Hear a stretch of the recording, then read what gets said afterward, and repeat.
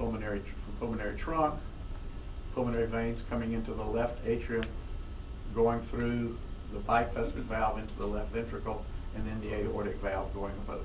The aorta itself has an ascending part, an arch, and then a descending part going down the other side.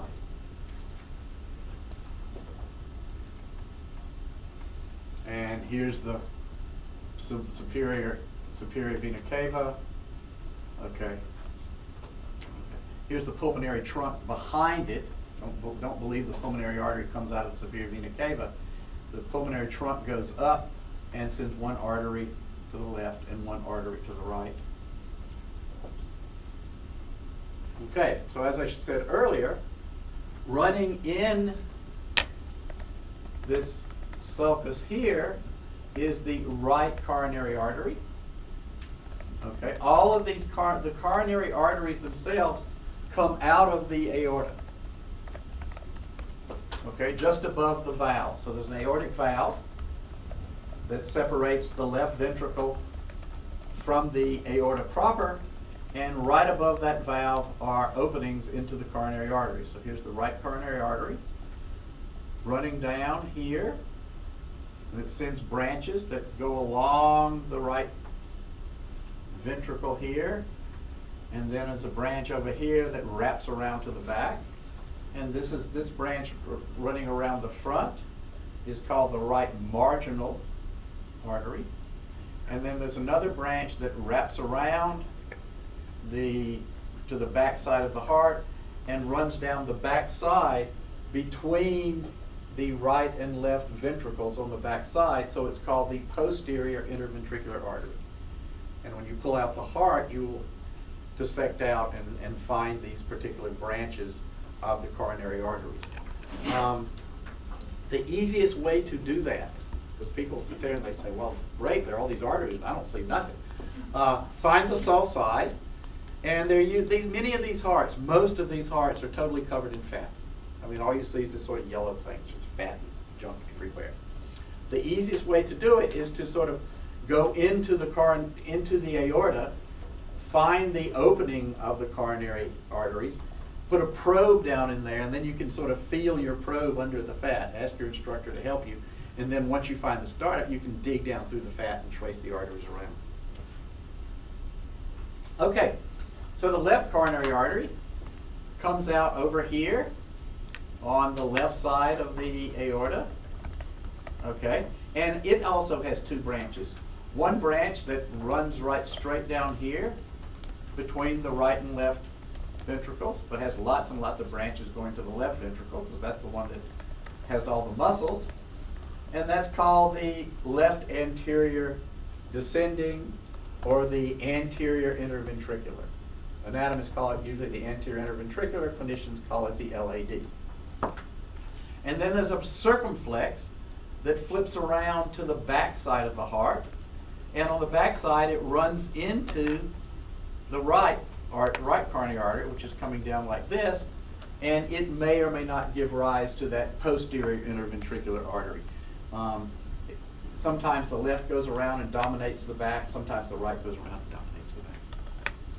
But again, you should be able to find that LAD. It's a big one running down the right against the left ventricle, and it has lots and lots of little branches.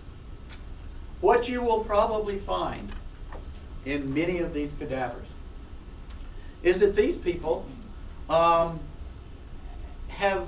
had coronary artery transplants. So the original coronary arteries may have clogged up, and they brought something in from the internal thoracic or somewhere else. So don't be surprised if you see something sort of coming into the heart from outside, and when you try to find the real coronary arteries that are supposed to be there, they're not functional anymore. More and more every time you go. I mean, coronary artery transplants are pretty common these days.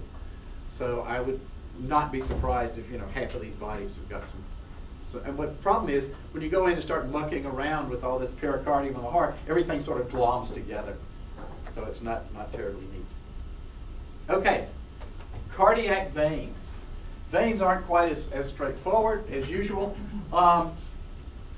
So right where your right coronary artery is coming down in this atrioventricular sulcus, are some little bitty veins that dump straight into the right atrium, known as the anterior cardiac veins.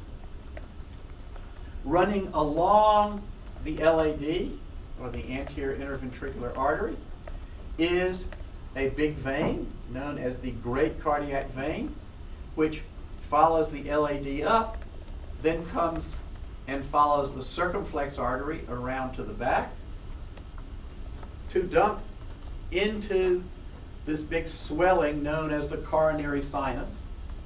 And the coronary sinus opens into the right atrium. On the other side, following the same path as the right coronary artery, which flips around here, is a small cardiac vein, and following the path of this posterior interventricular artery is the middle cardiac vein. So basically the veins and the arteries, as I said, are traveling in these sulci, but the names are slightly different. Okay, so this is the posterior interventricular artery, but the middle cardiac vein. And this is right coronary artery, but small cardiac vein. So forth. But this big one, which is draining most of the left ventricle, the great cardiac vein dumps into the coronary sinus, which also picks up the middle, all of them into the coronary sinus. So all these cardiac veins mostly dump into the coronary sinus, which goes into the right atrium, and then gets pumped out to the lung, to the right ventricle and then to the lung. Okay, so here's just the same way. So deoxygenated blood can return to the right atrium through the inferior vena cava from down below, the superior vena cava just coming in from above, the coronary sinus, which is picking up most of these cardiac veins, and then there are these little anterior cardiac veins which have their own entrance into the right atrium. Okay, so let's look at these heart chambers that you're going to be dissecting. So here's the right atrium, right? As we've said probably ad nauseum, superior vena cava brings blood from the upper part of the body, inferior vena cava brings blood from the lower part of the body. Coronary sinus brings most of the blood from the heart into the right atrium. All of this blood is deoxygenated. Okay? It has to pass through this tricuspid or right atrioventricular valve into the right ventricle. Okay? There are some structures inside the right atrium that you need to know. Remember, we talked about this foramen ovale between the right atrium and left atrium. In the adult, it's just it's a thin area, but you can see the outline usually, sort of a round area that's not as thick as everything around it, which is in the adult called the fossa ovalis. Okay, there is at the upper part of the atrium, there's this little ear-like structure, this sort of flap poking out of the top of the right atrium, the right of the right atrium, which is called the auricle, or the ear of the right atrium. Okay, notice this part, this anterior part of the right atrium is not smooth walled. It sort of looks like, I don't know, corrugated board or something. It's got all these little fibers and things in it. That's referred to as pectinate muscle in the right atrium. And the border between the smooth part of the right atrium and the part that has all this surface morphology is referred to as the crista terminalis. So you'll be asked to open up the right atrium and you'll see the pectinate muscle, and then you'll see the crista terminalis, which is where that part ends. Our usual, this was nicer though, isn't it? This was like a video. And again, circulation before birth, things come in on the right side, they can slip through the foramen ovale and go around, and the stuff coming out of the pulmonary trunk can take the shortcut into the aorta. Same thing we talked about earlier. So all of the oxygen, the question you asked back there, all of the oxygen coming into the fetus comes through the placenta from the mom.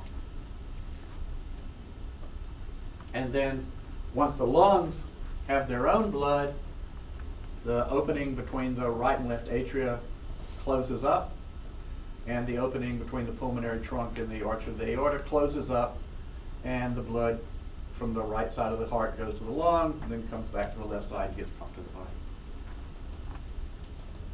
Okay. This is what that ductus arteriosus looks like.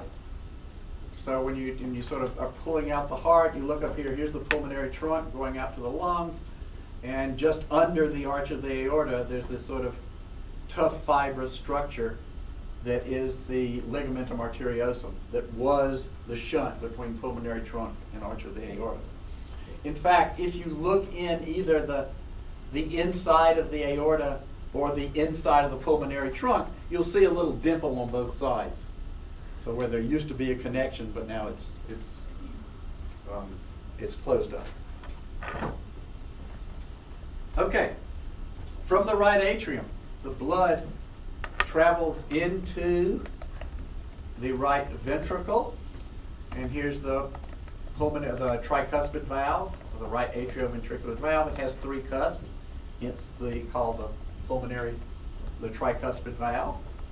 Okay, they have three names, but you don't have to know them. Just know that there are three of them.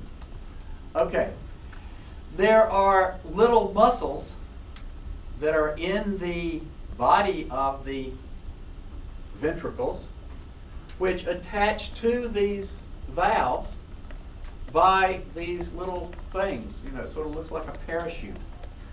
And these little fibers are called the chordae tendineae, and they attach to what are called papillary muscles. The one you need to know, if you open the right ventricle from the front, here's this anterior papillary muscle. This is a little muscle coming out of the wall of the right ventricle, connecting through these little cords to the valve.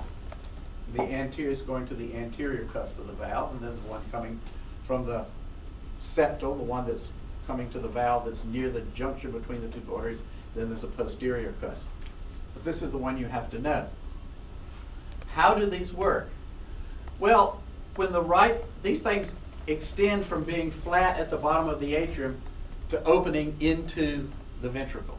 So when the atrium contracts, pushes the blood, opens these valves, no problem. When the ventricle contracts, there are two things that the blood is rushing out. So the blood could rush out in two directions. It could rush out back up into the atrium, bad idea, or out the pulmonary trunk to the lungs. That's what you want to happen. So these papillary muscles, what they do is they keep the valves from turning inside out. You don't have to worry about when the atria contracts the blood going back up the superior vena cava or inferior vena cava, because they have their own little passive valves. But you do have to worry about contracting the right atrium and the blood going right back where it came from, because this is a very big contraction. These things just stop the valves so that they become impermeable to blood, so the blood gets forced up through the pulmonary trunk and goes to the lungs. Connecting the anterior papillary, so the muscle on the right atrium that has all this sort of little ball is not smooth. The unsmooth part of the right atrium is called pectinate muscle. In the ventricles, the unsmooth muscular walls are called trabeculae carni. Okay, the trabeculated meat. Okay. This anterior papillary muscle has this bar of tissue coming from the septum, the junction between the right and left ventricles, okay, going into the anterior papillary muscle. That is called the moderator band. Okay? It is part of the conducting system of the heart. We're not going to go into the conducting system of the heart, but realize that that's what that moderator band is. You're asked to find that when you dissect open the right atrium. You find this bar going into the anterior papillary muscle.